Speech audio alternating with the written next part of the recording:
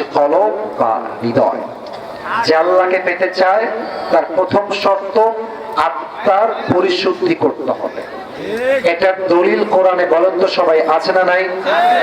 আল্লাহ তাআলা বলছেন কদ আফলাহা মান যাক্কাহা, আত্মার পরিশুদ্ধ করেছে যে সফল হয়েছে সে। বলেছে একজন, তিনি কে? এবার একটা প্রশ্ন করতে চাই, একটু বুঝে শুনে যুবক ভাইয়েরা মুরব্বীরা উত্তর করবেন। একজন ব্যক্তি যিনি কোনো নবী নন, আবারও বলছি, একজন ব্যক্তি যিনি কোনো নবী নন, তবে তার উপদেশ তার সন্তানের প্রতি আল্লাহর কাছে এতটা পছন্দ হয়েছে, এতটা প্রিয় হয়েছে যে আল্লাহ তার নামেই একটা সূরা কোরআনে দিয়েছে। সেই ব্যক্তির নাম কি? কে বলতে পারে? লোকমান হাকিম। বলেন সবাই লোকমান।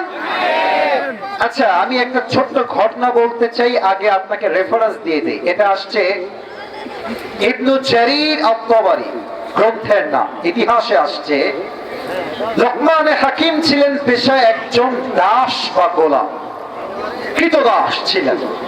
তো তার মালিকের কাছে একজন যুবক এসে বলছে, হে লোকমানের মালিক, আপনার যে গোলাম আছে তার নাম হচ্ছে লোকমান, এটা কোনো সাধারণ মানুষ নয়।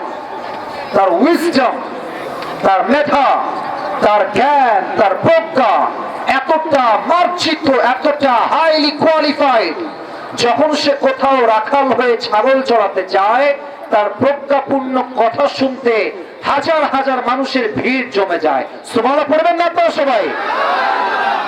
তো লোকমানের মালিক বলছে, তাই নাকি?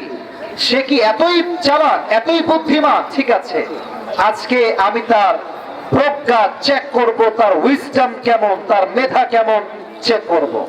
তো লোকমান এসেছে।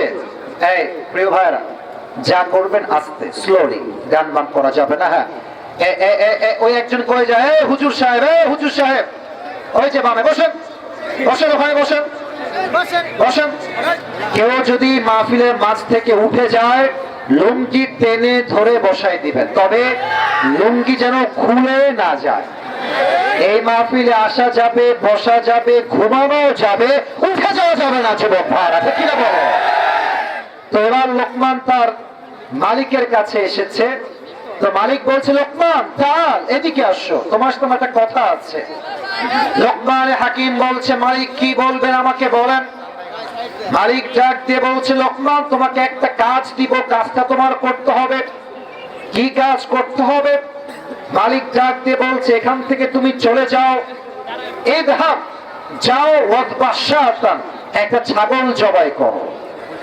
ছাগল জবাই করে ছাগলের ভেতরে সবচেয়ে, এই যে কথা বলা যাবে না ভাইরে, বুঝেন, একটু বোঝার ট্রাই করেন, এগুলো করা যাবে না। সেলফিও না, চুপচাপ বসে ওয়াচন কলিজার ভাই আমার। বলছে তুমি যাও, একটা ছাগল জবাই করো। ছাগল জবাই করে ছাগলের সবচেয়ে পবিত্রতম অংশ কেটে আমার কাছে নিয়ে আসবা। বলছে মালিক যা বলবেন তাই করতে রাজি। লোকমান বের হয়ে গেছে, একটা ছাগল জবাই করেছে, ছাগলের সবচেয়ে পবিত্র অংশ কলিজা কেটে নিয়ে আসছে। বলছে মালিক এই নেন ছাগলের সবচেয়ে পবিত্র অংশ কলিজা, আপনাকে দিলাম। মালিক বলছে লোকমান তোমার কাজটা ঠিক হয়েছে। ছাগলের দেহের সবচেয়ে পবিত্র অংশের নাম হচ্ছে তার কলিজা। হে লোকমান, আবার তুমি যাও, ওয়াদবাশাতান, আবার তুমি ছাগল জবাই করো, ওয়াখরিজ মিনহা আখবাথা মুযগাতাইন, এবার ছাগলের সবচেয়ে অপবিত্র অংশ কেটে আমার কাছে নিয়ে আসবা। লোকমান আবার গিয়েছে। কি কাটতে গিয়েছে বলতে হবে, এই যে বুঝে নাই, ছাগল কাটতে গিয়েছে। বলো সবাই, কি কাটতে গেছে? ছাগল কেটেছে, জবাই করেছে, আবার ছাগলের সবচেয়ে অপবিত্র অংশ কলিজা কেটে নিয়ে আসছে। তো মালিক বলছে লোকমান তোমার তো মাথায় বুদ্ধি নাই, তোমাকে বললাম পবিত্র অংশ আনো, তাও আনলা কলিজা, বললাম অপবিত্র অংশ আনো, তাও আনলা কলিজা, মিল তো পেলাম না, তুমি তো বোকার ঘরের বোকা। তো লোকমান বলছে মালিক আমি কি বোকা না চালাক, দ্যাটস এ ডিফারেন্ট ইস্যু। তবে মূল কথা হচ্ছে মানুষের দেহে একটা কলিজার টুকরা অংশ আছে, এই অংশ ঠিক থাকলে সব ঠিকঠাক, এই অংশ নষ্ট হলে সব নষ্ট হয়ে যায়। যার মনটা খারাপ, যার চরিত্র খারাপ, তার পুরো দেহটাই নষ্ট হয়ে যায়। ঠিক কি না? লোকমান বলছে, মালিক, মানুষের আত্মা, দেহের আত্মাই হচ্ছে মূল বিষয়। এটা যার ঠিক, তার পুরো দেহ পবিত্র। এইটা যার নষ্ট, পুরো দেহটাই নষ্ট। ঠিক কি না বলে? এবার একটা অজানা বিষয় শেয়ার করতে চাই, যেটা হয়তো আপনারা কেউ জানেন না, হয়তো আজকে প্রথম শুনছেন। আমাদের এই আত্মা বা হৃদয় 1, 2, 3 মোট 3 প্রকার। সিরাজগঞ্জের চান্দাই কুমার ভাইরা কয় প্রকার? না, আমি আওয়াজটা পাই নাই, বলেন সবাই কয় প্রকার? আমি বলছি, আমার সঙ্গে সবাই উত্তর দিবেন। 1 নাম্বার সুস্থ, বলেন সবাই 1 নাম্বার কি? 2 নাম্বার অসুস্থ, বলেন সবাই 2 নাম্বার কি? 3 নাম্বার হচ্ছে মৃত। সুস্থ, অসুস্থ, মৃত। সুস্থ কাকে বলে? যেই দিলে কোনো হিংসা নাই। এই দেশের মানুষ কিছু পারুক আর না পারুক, হিংসা খুব ভালোই করতে পারে। আপনারা সবাই মিজানুর রহমান আজহারি হুজুরের নাম শুনেছেন তো নাকি? এই দেখেন, আজহার সাহেব দেশে এসেছে, 2টা মাহফিলও করতে পারে নাই, ট্রল শুরু হয়ে গেছে, মারামারি শুরু হয়ে গেছে। সে আগের কোথাকার কোন ভিডিও নিয়ে মারামারি শুরু হয়ে গেছে। বেটা, যে যোগ্য মানুষ, যার মন বড়, যার মনে কোনো হিংসা নয়, সেই মানুষটা মানুষের অতীত দিয়ে নয়, তাকে বর্তমান দিয়ে জাস্টিফাই করতে চায়। আর যাদের মন ছোট, ভিতরে হিংসা দিয়ে ভরা, তারা মানুষকে বর্তমান দিয়ে নয়, অতীত দিয়ে জাস্টিফাই করতে চায়। ঠিক কি না বলে? ভাইরা আমার, আজহারি আকাশে বাতাসে উড়ে আসে নাই। আজহারি হচ্ছে বাংলাদেশের জন্য একটা ব্র্যান্ডের নাম। যুবক ভাইরা আমার, এই ইতিহাস বলছে, কোন বক্তা, ইসলামী দলের নেতা, কোন রাজনৈতিক নেতা এমন জনপ্রিয়তায় পৌঁছায় নাই যে এক জায়গায় গেলে 20 লাখ লোক হয়ে যায়, 25 লাখ লোক হয়ে যায়। আজহারি এমন একজন মানুষ, সে যেখানেই যায় 10 লক্ষ মানুষ পরে ভালোবাসা একটা মাঠে একত্রিত হয়ে যায়। ঠিক কি না? অতএব হিংসা করে লাভ নাই, বিদ্বেষ করে লাভ নাই।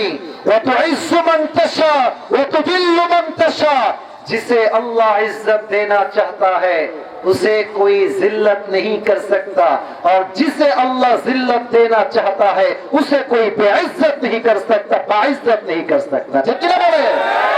আল্লাহ যারে সম্মান দিতে চায়, তার সম্মান কেউ কমাইতে পারে না। আর আল্লাহ যারা লাঞ্ছিত করতে চায়, তারা কেউ সম্মানিত করতে পারে না। ঠিক কি না বলে?